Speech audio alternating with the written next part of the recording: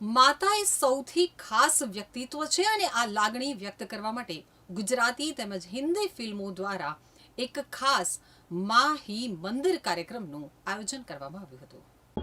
અમારા Orient ક્લબના president Shri Ajitbhai Patel Aslali એક કવિ હૃદય છે અને મધર્સ ડેના દર વર્ષે મધર્સ ડેના દિવસે એ પોતાના જે ગીતો માં ઉપર રચી હતા એમણે કરેલી છે એના સુંદર સંગીત કોરિયોગ્રાફી સાથેનો પ્રોગ્રામ જુદી જુદી જગ્યાએ જુદા જુદા હોલમાં પણ કરવામાં આવે છે। લાસ્ટ યર એ ઓરિયન્ટ ક્લબના પ્રાંગણમાં કર્યો હતો, એ પહેલાં HK હોલમાં કર્યો હતો। એવો આ સુંદર પ્રોગ્રામ માની મહત્વતા જીવનમાં શું છે એ સમજાવતો અને એ ઉપર એમણે જે ગીતો લખ્યા છે એ માટેનો આ પ્રોગ્રામ છે।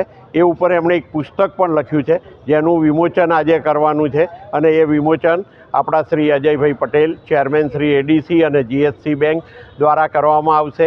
શ્રી NG પટેલ આપણા જે નામી બિલ્ડર અને એક્સ પ્રેસિડેન્ટ ઓરિયન્ટ ક્લબ અને રાજપથ ક્લબ કર્ણાવતી ક્લબની પણ હાજરી છે। મુખ્ય મહેમાન તરીકે અતિથિ વિશેષ તરીકે તે ઉપસ્થિત રહેલે છે। માનનીય ન્યાયમૂર્તિ શ્રી ઝવેરી સાહેબ, ઘનશ્યામભાઈ અમીન સાહેબ બધા હાજર રહેલ છે અને આ પ્રોગ્રામમાં મહત્વતા માં એટલે શું એ એક સમજાવવાની કોશિશ અજીતભાઈ પટેલ દ્વારા કરવામાં આવેલ છે। એટલે યંગ જનરેશનને એક મેસેજ એવો આપવામાં આના ઉપરથી આવે છે કે માં એ માં છે, અણમોલ છે, જિંદગીમાં એની તોલનાએ કોઈ ન આવે। એટલે જે વૃદ્ધાશ્રમમાં આજની તારીખે એના બદલે યંગ જનરેશનને ખ્યાલ આવે કે માની માવજત આપણે કેટલી કરવી જોઈએ એના અંગે આખું આમાં માર્ગદર્શન છે। એમાં જે કવિતાઓ રચેલ છે, એમણે ગીતો રચેલ છે, એમાં પણ એ જ પ્રકારનો ભાવ રહે। મારું નામ અજીત પટેલ છે। હું અસલાલી ગામનો ખેડૂત પુત્ર છું। ઓરિયન્ટ ક્લબની અંદર પ્રેસિડેન્ટ છું। અમારો આજનો આ માહી મંદિર કાર્યક્રમ મધર્સ ડે ઉપર નિમિત્ત છે।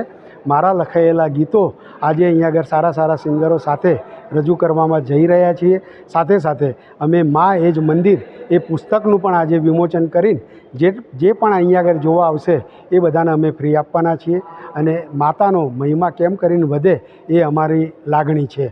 વધારે તો સારા સારા નામાંકિત કલાકારો જેવા કે હિમાંશુ ત્રિવેદી, પ્રહર વોરા, ડૉક્ટર પાયલ વખારિયા, બોમ્બેથી અનન્ય સબનીશ છે, એન્કરની અંદર સમ્રાટ દવે છે અને સંગીત મયુર દવેનું આપવામાં આવેલ છે।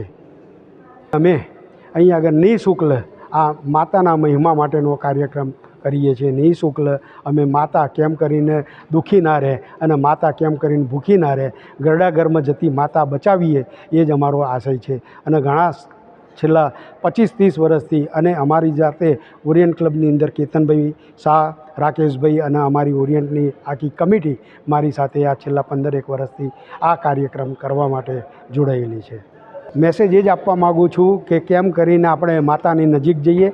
મેસેજ ખાસ મારો એ છે કે કવિ એક તો ગુલાબનું ફૂલ લઈને ઊભો છે, જો એ સામે હજારો કરોડો માણસ હશે તો એ ફૂલને જો આપવા જશે તો ફૂલ કરમાઈ જશે, એની પાંખડીઓ પણ વિખરાઈ જશે અને એની સુવાસ પણ નહીં મળે।